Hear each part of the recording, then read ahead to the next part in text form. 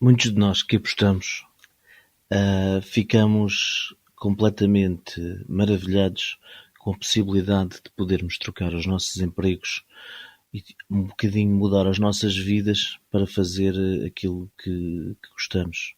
É o sonho de nunca mais ter que trabalhar nenhum dia na nossa vida porque nos dedicamos a algo que amamos. As apostas, o desporto, apostadores desportivos, aqueles que entram nos nossos sonhos. E hoje vamos saber então o que é ser scout, quais é que são as obrigações que um scout tem para com a indústria. Vamos fazer aquilo que eles fazem, como é que eles o fazem, as condições em que transportam para todos nós os dados daquilo que é o trabalho deles, mas sobretudo vamos ficar a conhecer na primeira pessoa, através do Jonh, nome fictício da pessoa que nós entrevistámos, os segredos de uma profissão que está muito escondida e que daqui muito pouco se sabe. Vamos poder escutar na primeira pessoa quem esteve já a assistir a jogos de graça, recebendo para assistir a jogos, mas que diz que nem tudo é um mar de rosas. É uma entrevista que é feita em inglês, não é possível entrevistar este convidado em língua portuguesa. Ele reside no norte de Inglaterra, é uma pessoa que nasceu e é natural de um país da América Latina e que já foi scout em todo o mundo e que já transmitiu dados de todo o tipo de desportos, em todo o tipo de condições. Aqui fica as notas dele. Quem quiser saber um bocadinho mais sobre Scout ou quem quiser entrar em contacto com empresas de Scout ou com a empresa dele, pode enviar um e-mail para streetsofbetting@gmail.com, que cá estaremos. Para já vamos passar de seguida à entrevista com o Jonh.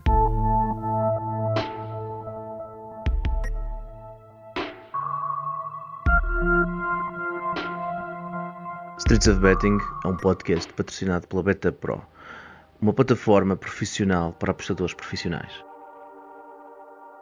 O conteúdo deste programa é educacional e destina-se a maiores de 18 anos. Se tem ou teve problemas com o jogo, procure ajuda com um profissional.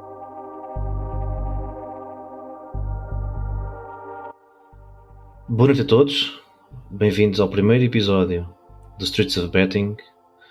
Hoje temos aqui um convidado que tem muitos anos nesta indústria.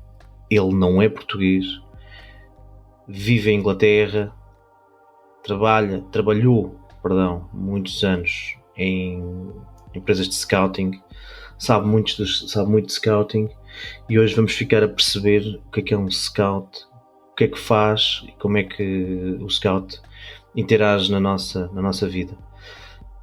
Hello Jonh, how do you do? Hi José, I'm good. How about you? I'm okay, and I just did the intro in the podcast. Now I would like to first for you to explain to us what is a scout. In what is your job? What do you do in this betting world? So scouts, let's say the scout is the eye of the companies on the field. So basically they are the main source or the main providers of information for most of the betting companies you have in the world, or basically for other companies or even for other betting syndicates. So it's in a very simple way, it's that they are the eyes of the company in the world. Information in this world that we live in, information it's the most valuable thing we have. So having the fastest information with quality available, that's always something you have to invest on. So let me interrupt you just for a second. You can explain to me better. You are going to sell. You are in the field. You are somewhere, and you are putting in probably a computer or an iPad or tablet, whatever. You are putting that information somewhere, and that information that you are working, it's going to be sold to someone. So you can have all sorts of clients. So you can have clients like direct bookies, I don't know, or odd provider companies. Correct me if I'm wrong. And you sell this information for a price in all the sports that you can imagine. It's always limited to the sports knowledge that you have. For example, in my case, my sports knowledge is tennis, football, ice hockey. So that's where I'm a specialist. That's the information I can provide more accurately.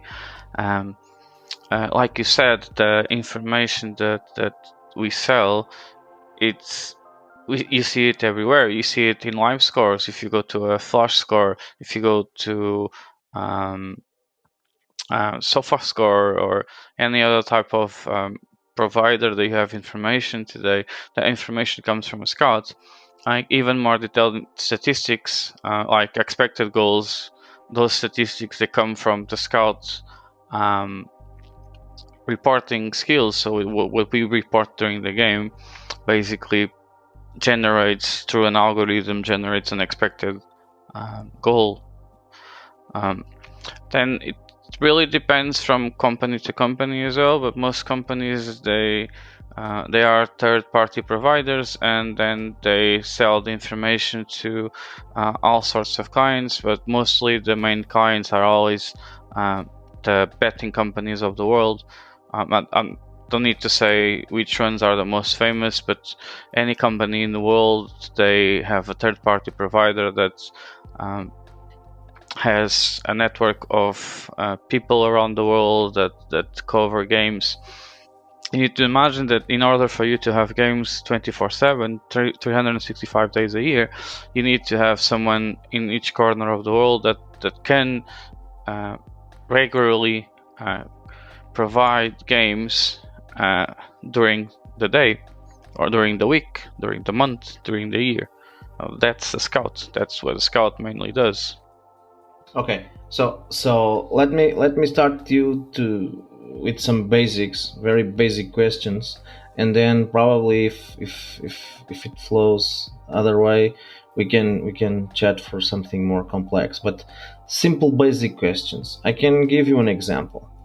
Last week I was live betting and I was looking at my bookies statistics, and I saw that in Portuguese League One, it's the main tier 1 league in Portugal, I had many statistics for any kind of game. But then I also saw that in another game, which was in Portuguese CNS, it's called the National Champion. It's like the third or fourth league compared to English leagues. And the same statistics were not available. For instance, I had no shots on target, either shots off target statistics, but it could be the same guy that was managing the statistics. So my question is, this statistic is not available because my bookie doesn't want me to know that statistic, or this statistic is not available because the scout over there is just simply not providing that statistic to the bookie because the bookie doesn't want to pay, or what's the deal here? What is the difference between these two different kind of treatments according to the tier of the leagues? It can be that just the company that the scout works for, they don't collect that type of data. It's not relevant for them. Mainly, they might cover only the main events like goals or corners, red cards, mainly anything that can change the balance of the game. Some other companies, they collect more detailed data. I've seen companies working with two scouts in the same game, one collecting data, one tracking the player data in more detail. So it really depends on each type of company that works in the field. But most of the times what happens is in lower tier leagues, the betting providers, they don't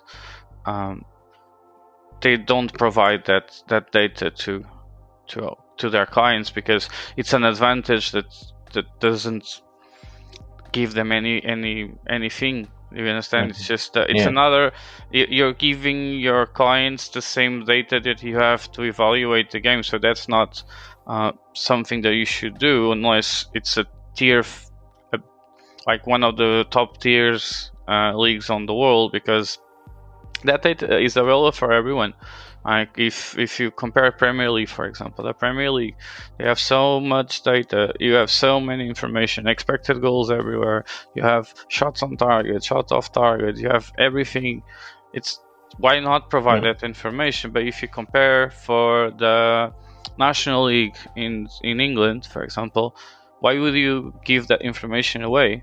If it's a valuable information, you shouldn't give that away to anyone. You just gather it for you, and then you try to use it in your benefits.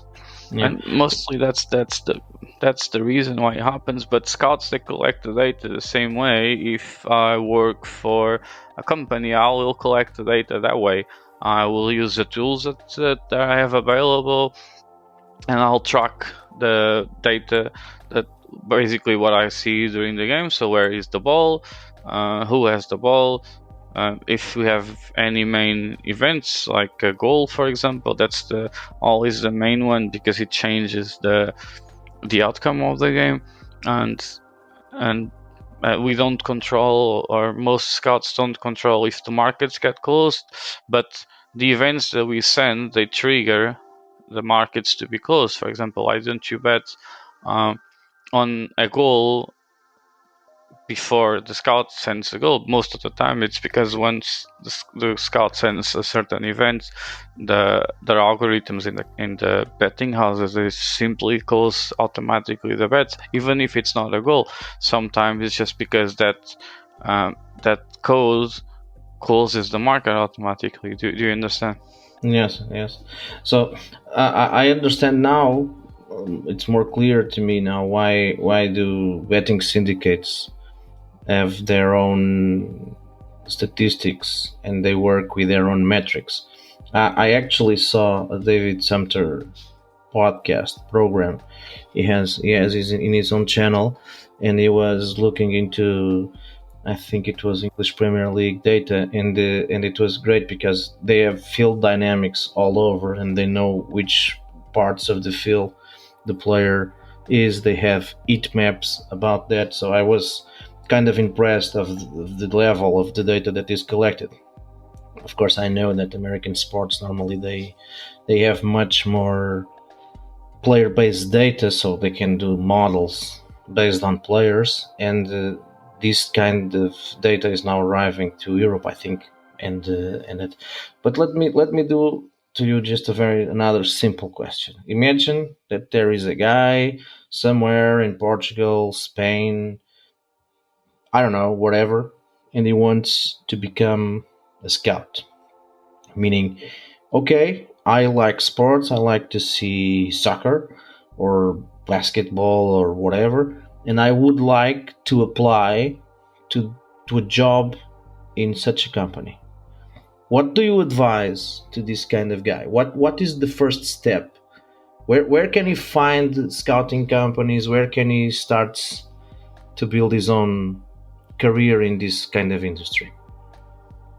Well, most of the scout network, they are hired by they all have a manager, and the manager usually hires someone for a region.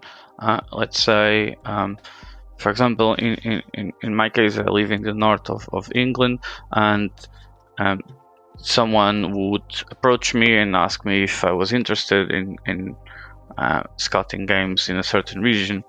But the best way for you to become a scout is always to search online for these companies that they are betting providers, and then usually they advertise for a region. It's always depending on your knowledge on the sport, on certain skills that you need to have to be a scout. It's not rocket science, so you don't need to actually be a total expert on the sport. You just need to understand how the sport works and be able to report what you see. But sometimes when you go to, if you're a person that you go to football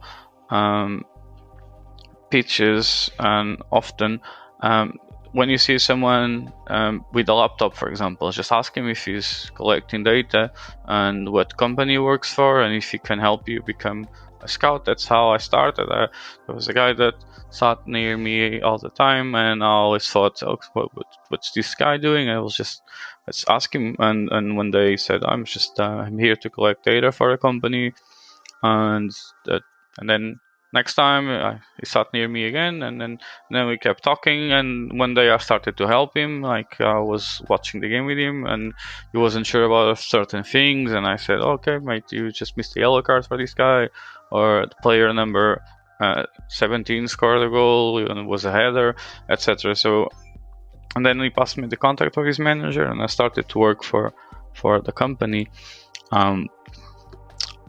Like I said, it's always depending on where you are and the necessity of the company to expand to that region. If you are in Tasmania or Senegal, it will be harder for you to get that role. If you live in Portugal and in your region there's already a scout for a company, that's the person that they will hire you. They might have 2-3 scouts if it's a big city like London or Manchester, but most of the times it's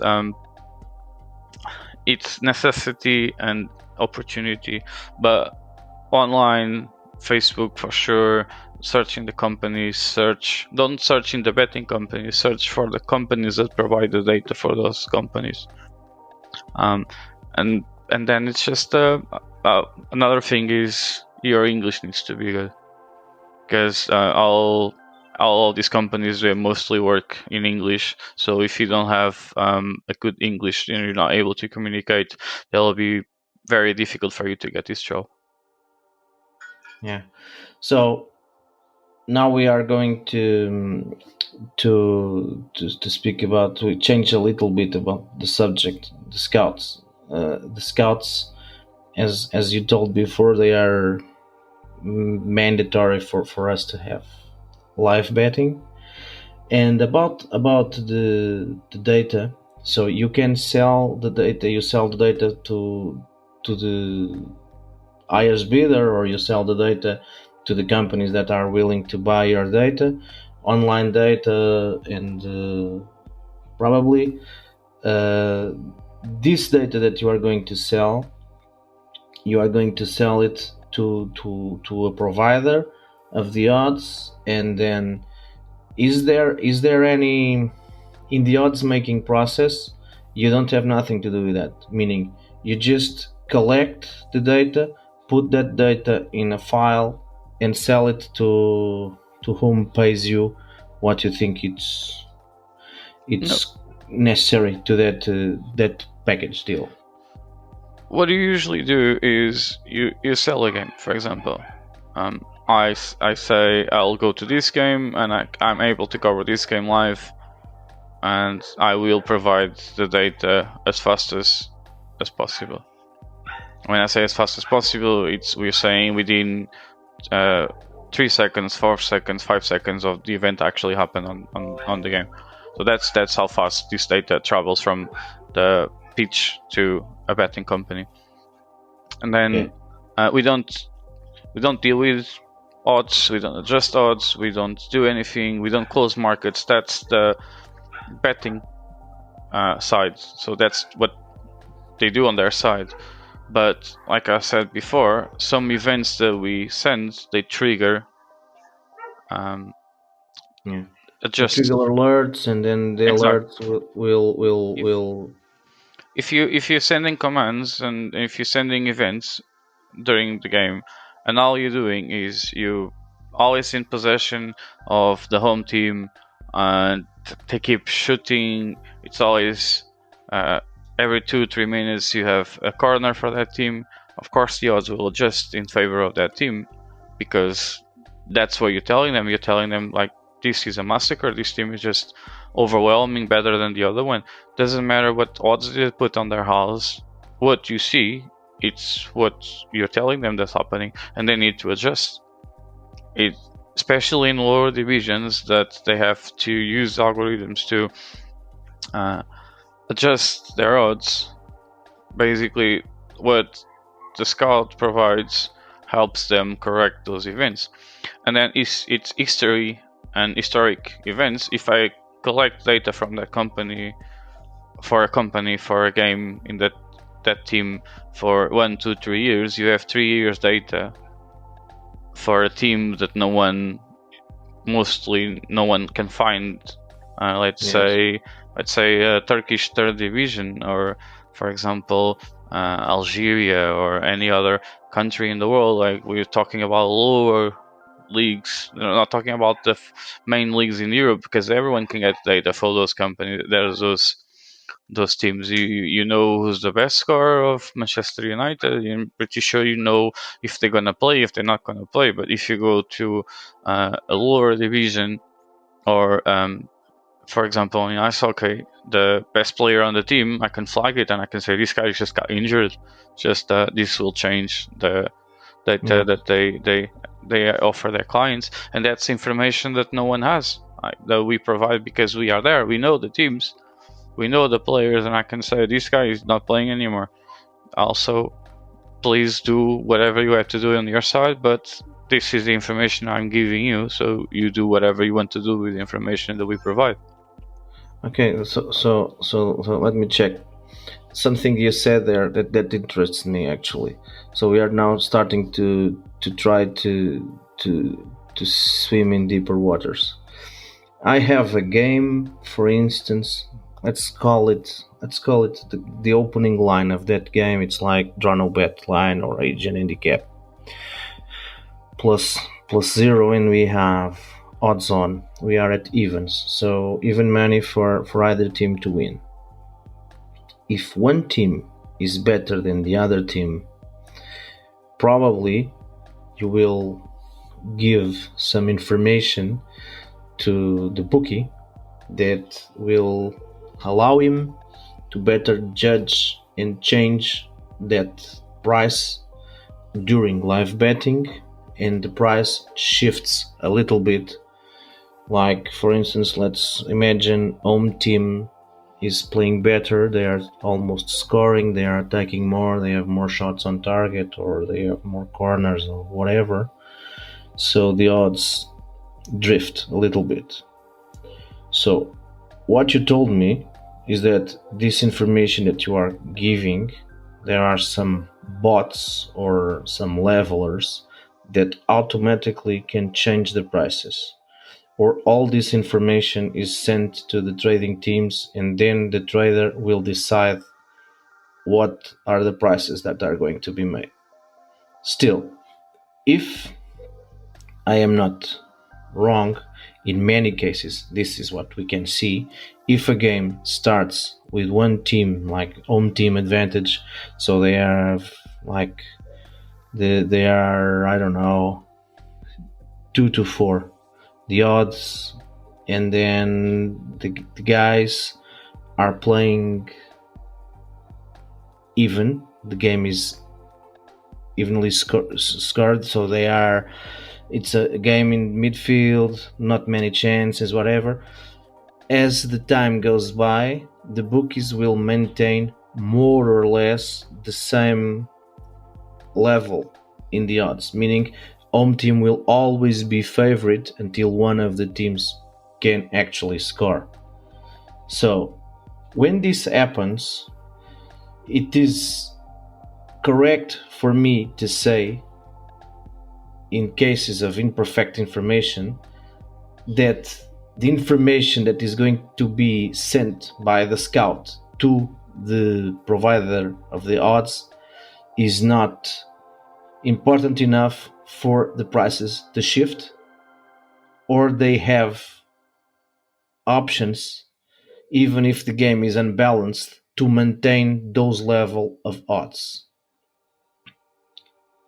I don't know if It's a tricky question because I it's know. more related with the betting world than the scouting world.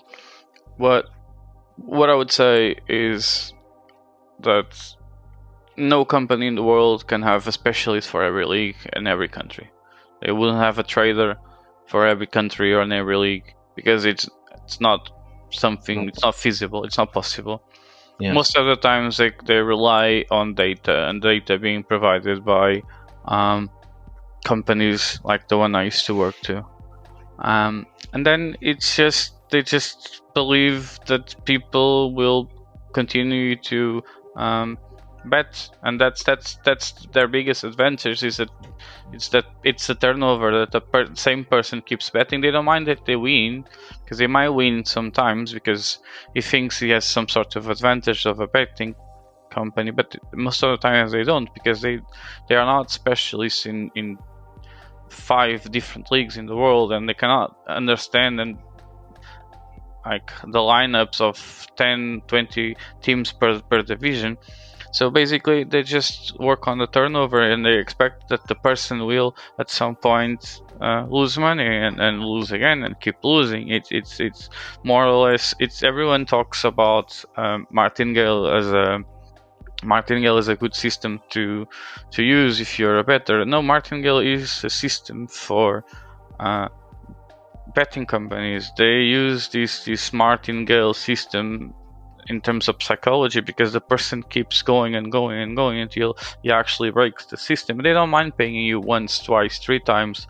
They know you're gonna come back until you actually lose, and then you go and you put another £100, and then you might win one day, you might win another day, but at some point you're gonna come back and you're gonna lose. It's more or less, like I said, it's a mental martingale that they use on you, on most people.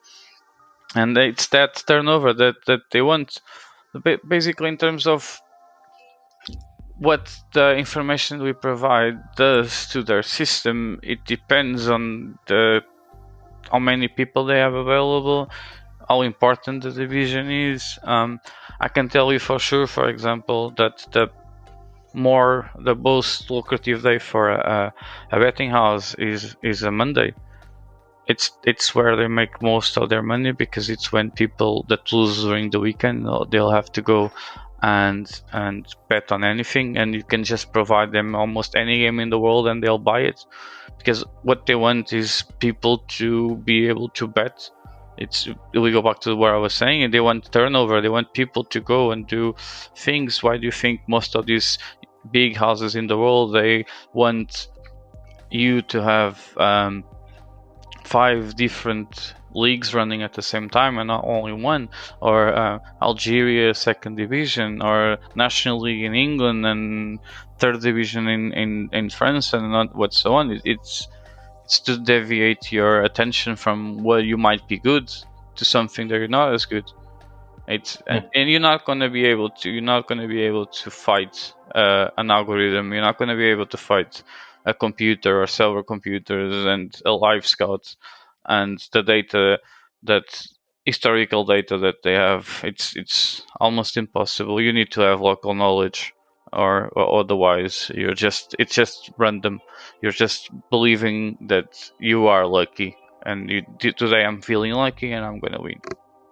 Yeah, no, I know that there are still some steps to take, and I do believe in qualitative adjustments in many cases. Still, as you told, the money entering a line is still valuable information for us, that when we lack statistics, for instance, imagine that I lack statistics, following the money in live betting still can be some sort of information gathering, where I can try to assess and to see if the statistics and the money are going in the same way. Then I have an idea of what what is actually happening in that particular event. So now I would like to ask you another thing, which is, I'm talking from Portugal, and in Portugal we do not have a shared liquidity mechanism, so it's not possible to use exchanges here. I mean, there is no Betfair, no Matchbook in Portugal. Still, many of us follow some programs that follow what is happening in the exchanges, and some guys went inclusive to England or other places where they can bet. Is the same process when you process a game for a certain provider, or when you process the game for an exchange? The process of the scouting is exactly the same. When you sell or statistics to a client, you know that the statistics you are going to use or to deal with mainly are for any purpose. Meaning, is there any difference or link difference between the exchange and the way that the exchange drink the statistics that you are selling in the bookie, a normal bookie?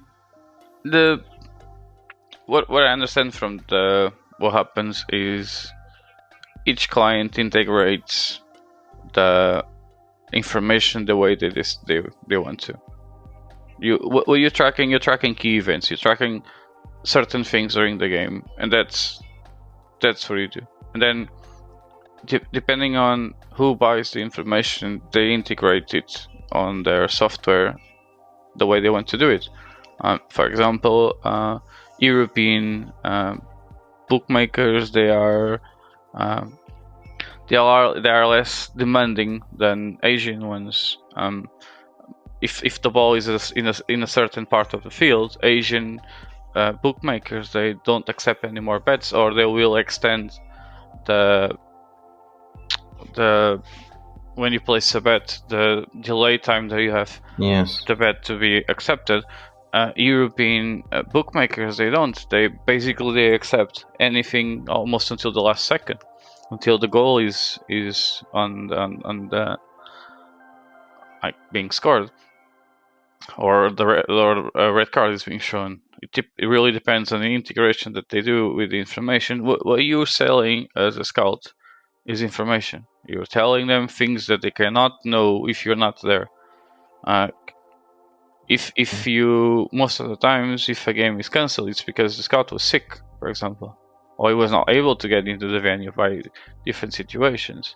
There are all sorts of possibilities that might lead to a game being cancelled and withdrawn from the betting houses. But most of the times what they have is they have different scouts for the same game. Doesn't mean that if I go to a game that I'm the only scout in that game. Yes. Sometimes there are more scouts from other companies, and those betting houses, the bookmakers, what they do is they buy data from different providers to compare it, and they always will favor the fastest one, the one with better quality. But some things that I might be tracking might not be relevant for them, and other person might have that information that they want. For example, I never tracked which player had the ball and which type of pass did he do, if it was a pass with the left foot or the right foot. And that's not something I did because the type of information that I sold. But I know there are scouts that do that what they track is a more detailed information, because they don't really care about second by second data. They want detailed data. They want to build up other types of statistics. So it really depends on what they expect from the data that they buy from the different providers in the world. Okay, so you told before, in the beginning of your answer to us, you told that the Asian bookies are more demanding, accordingly with the acceptance of the bet. They also allow normally greater limits, so that might be it. But what I want to ask you about it was this: last 2 years, I think technology during the game or in-game betting changed a little bit because of VAR technology, meaning VAR technology now can have an important impact on the event, because now there is the strong possibility to correct mistakes, and sometimes those mistakes they also do not occur immediately, meaning sometimes VAR technology takes several minutes before things can be settled. So what I want to ask you is, you are a scout, you are inside soccer game, you are looking into sport, whatever, and you have VAR technology over there. Do you think that VAR technology,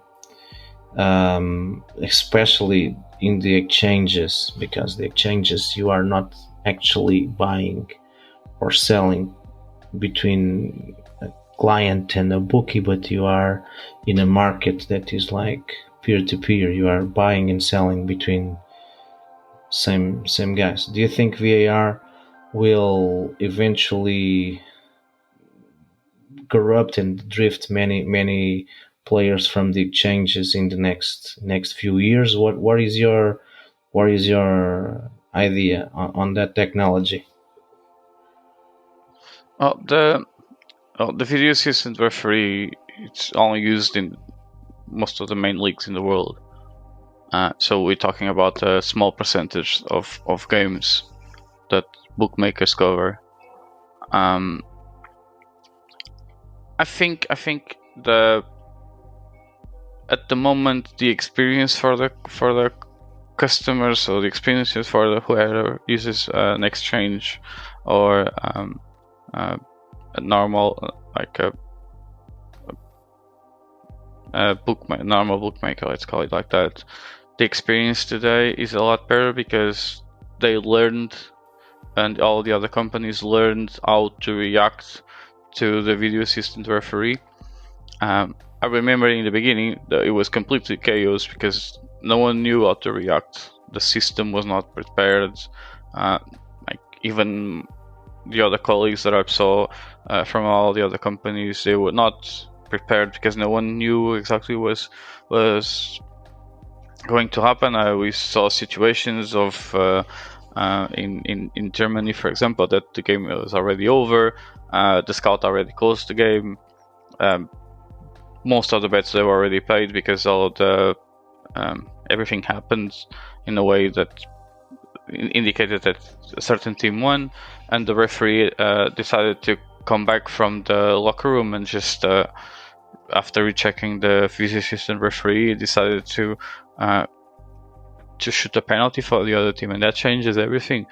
Because then, if the system, whatever tool scouts use to report game are not being used properly, that they don't have any other way to do it, and then you needed some investment and all of the companies to adjust to that.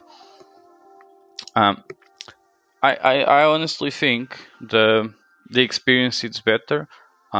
Any exchanges is not that better because someone is always trying to take advantage of the market. They always think they are the smartest person in the room, and so if sometimes they will try to take advantage of the video assistant referee.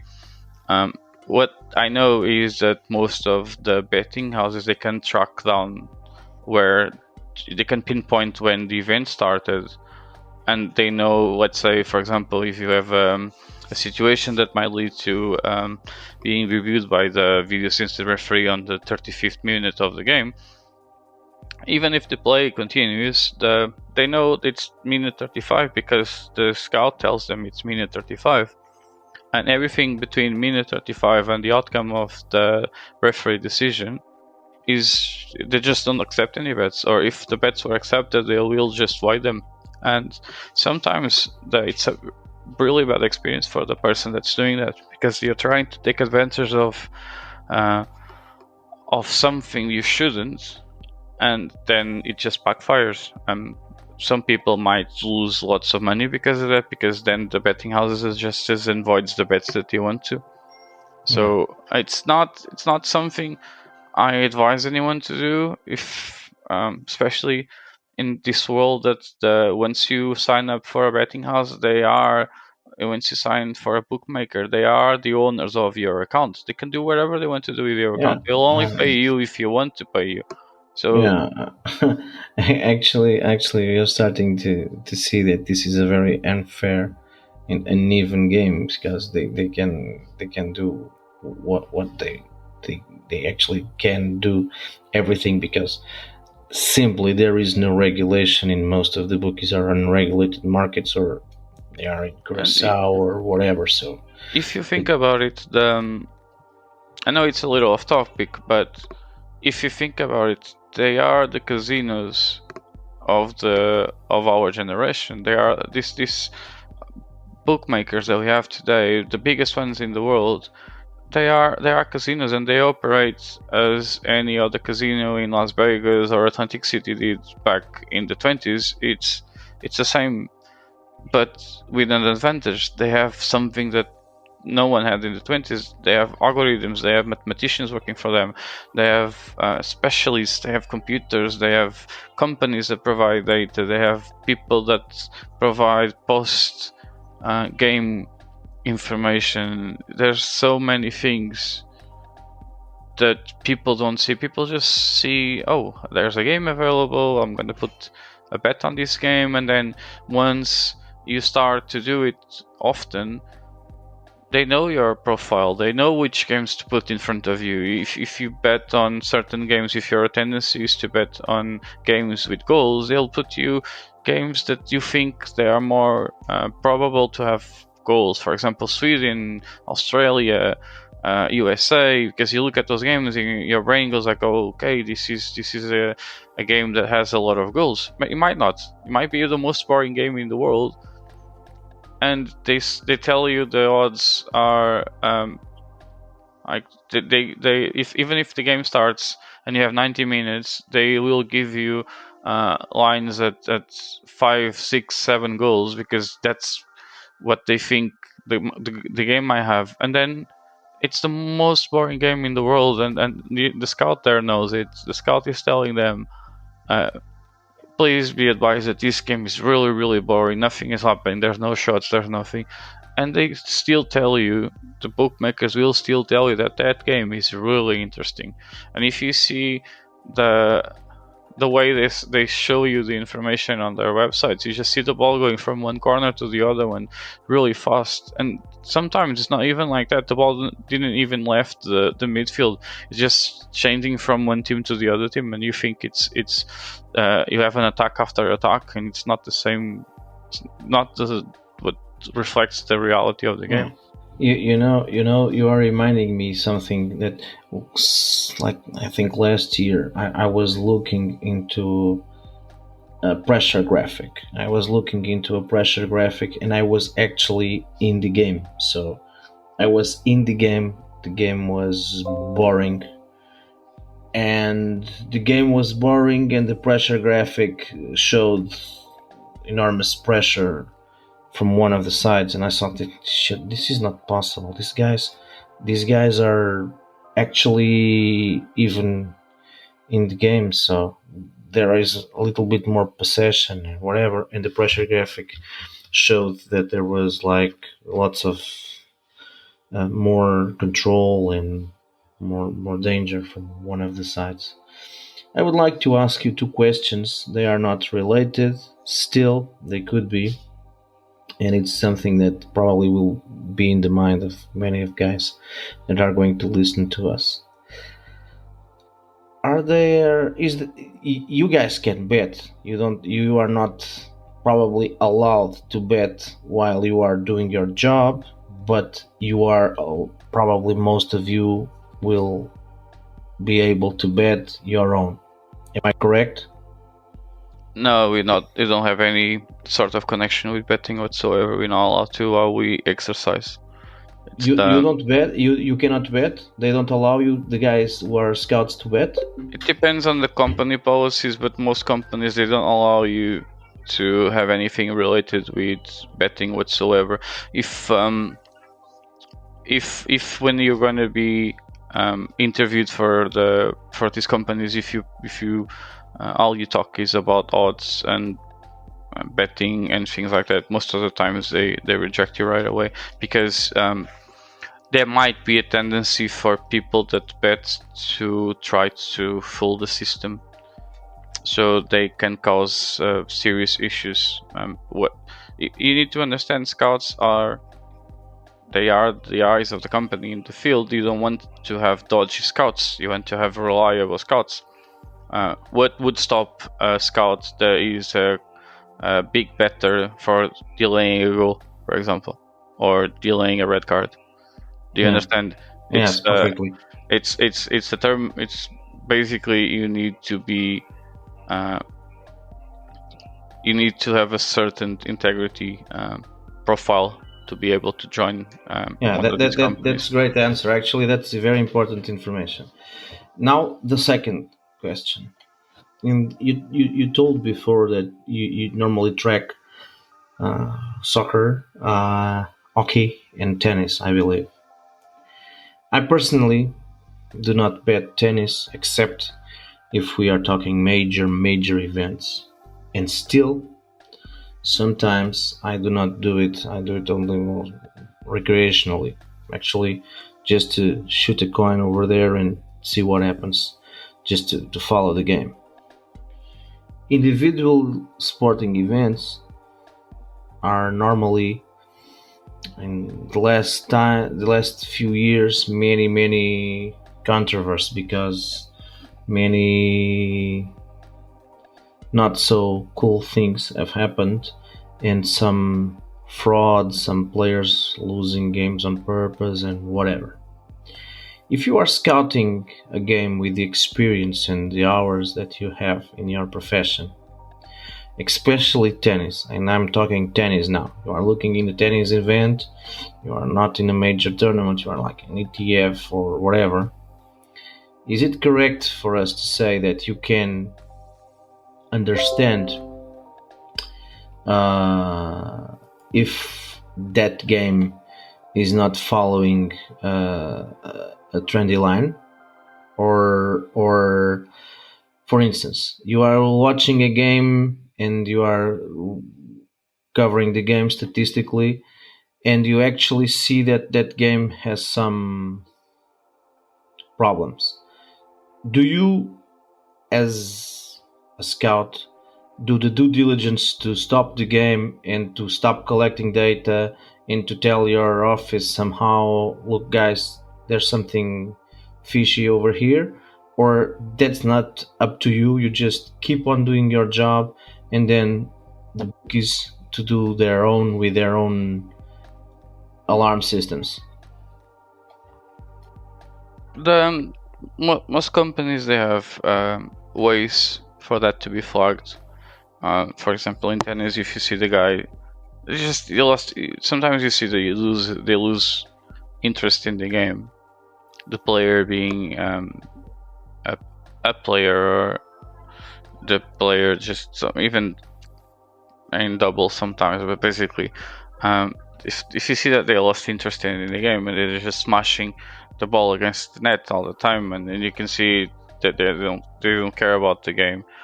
There are all sorts of things you can do to flag it, and for your company to know that game might be dodgy, and then it's most of the times it's investigated. And there's a very strict policy in ATP, even WTA, about match fixing, and usually they have their own system to evaluate that, and they'll let the betting houses know that the game might have been fixed, and they will apply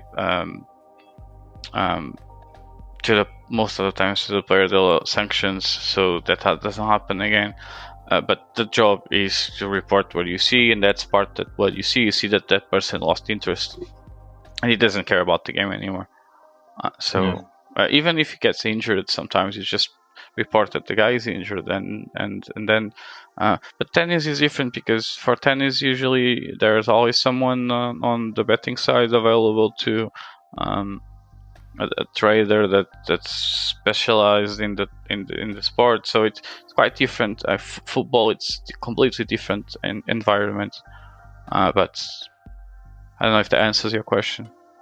Yeah, it does, actually. It does, because one of the things that spooks me the most actually is this match fixing complex systems that we are having, because especially during the stoppage during the pandemic, some sports arose in the world. For instance, I don't know, but I spoke with some guys. They are originators. I spoke with some guys, and the guys were betting hard on esports, and I told them, well, esports, they are gamblers. They gamble. They gamble. They play with computers. They are not betters. And then I saw the problem about esports, sorry to interrupt, the problem about esports is that it's a sport that's not regulated, so you don't have esports, like you don't have a ATP, you don't have a FIBA, you don't have, you understand, it's not regulated. So what stops them from match fixing the game? Yeah. So it's a really dodgy sport to bet.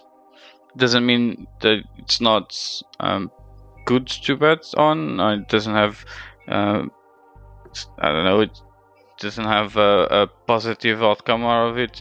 I'm just always a little skeptical when it comes to esports because of that. It's a little dodgy until it's regulated. John, look, I am skeptical also, but I saw pinnacle limits on some esport events, and I went berserk. I said, "Wow, what is this? I don't have this kind of limits in tier 1 leagues in Europe. Some leagues in Pinnacle, and I'm talking tier 1, have less limit than actually some esports events, and I think that the pandemic and the stoppage of the sports, especially American sports, has changed a lot in including in the betting world. I think, my personal opinion, in Europe we have a lot of Mickey Mouse companies right now that for any reason they are being pressured or pressure the clients with the KIC rules, and you have to source of wealth and whatever. That's the same thing you told before, because they have lots of advantage. They can kick you when they can. And then you see some things like the sports, or I don't know, Ukrainian table tennis with limits that you cannot even imagine. So look, this are almost 50 minutes we are chatting here with another. I would like to ask you, if possible, to share an episode that happened to you. If you want to share anything that you can share, something funny or whatever, before we close our chat, and we will for sure in the future meet again. What I can remember is, from the top of my head, it's like there's always all sorts of stories, but the main one is that sometimes just guys need to. I don't know if you've ever been to a football game, but try to imagine that you go to your local team's club and you're trying to report that game, and you have to do it under weather conditions with an umbrella in your hand and at the pitch level, for example, because everyone stands in media press rooms with tea or coffee. Most of the scouts in the world, they face all the dodgy conditions that you face if you go outside, depending on where you are. So you can imagine a guy in Russia, like if he has to scout a game under 25 degrees, You understand? So basically, it's that. Just if you think sometimes when you complain like the scout is insane, or what is this guy doing? Why didn't he send this? Or why is he closing the markets all the time? It's just most of the times it's because probably he's facing chaos. So that's it's not a real funny story. It's just something for you to have a perspective that it is not an easy job. So I can ask you this. It's we are Latins over here, so it's important for us. Is it well paid, that profession, what you have to do? Is it well paid, for instance, in Portugal or Spain? If I want to be a scout, could I live on a salary based on being a scout, or it's just an extra to earn some extra money? Still, I have to have my own job. Are there scouts that live only from the scouts? it depends on the part. It depends on the value of the money where you are. If a company pays you a certain amount of money to work, and you are from Finland or Iceland, for example, where the value for money, like they are very well paid, so they needed to be really, really good paid to be able to live with a scout salary. But if you are in Russia, Ukraine, Romania, most of the times you might be able to live with that the fee that the company pays you to go to a game. I'm not sure about the cost of living in Portugal and Spain. I would say it would be an extra income, because it really depends where you are and how many games can you cover, how many sports can you cover. If all you can do is one game a week, yes. So basically, it's not even one game a week. If you only have one team, you only cover that team twice a month, because they play home and then they will travel and then they play home again. So I doubt that there will be enough money for you to live on. But it's a good extra income, and sometimes it's if you're already into the game anyway and you were already going to watch the game and you like to watch that specific sport, at least you're getting paid for it, and you get free tickets. Sometimes you get free food. It really depends where you are. But Okay. most of the times it's that. Okay, John, thank you very much. It was very nice to chat with you. I will leave companies info for someone who wants in the description of the episode. And I hope everything is okay with you, and I hope also to see you in some months. Thank you very much. Bye bye. Thank you, Zé. Thank you. Bye bye.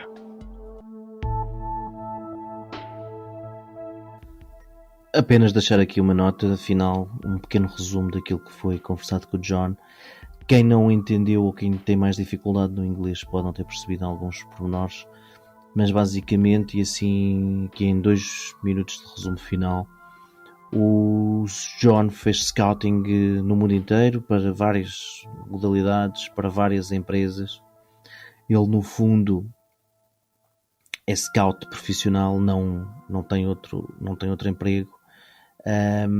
Falou que o scout é um trabalho difícil, tem algumas vicissitudes, nomeadamente para quem quer apostar, não pode apostar. Pelo menos as empresas de scouting procuram pessoas que normalmente não apostam, que estão fora do jogo, mas tenham um gosto pelo desporto e que tenham um gosto pelo jogo em si.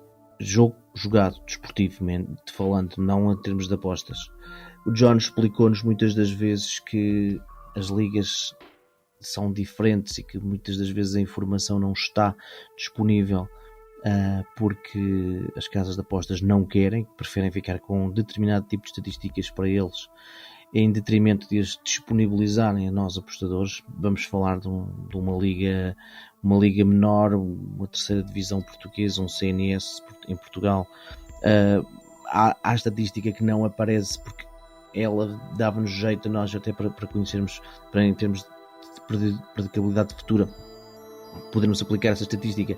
Essa estatística não é disponibilizada, apenas é disponibilizada para as casas. As casas apenas ficam com essa estatística para no futuro, nas próximas odds e nas próximas vezes, saberem mais ou menos o que é que hão de fazer.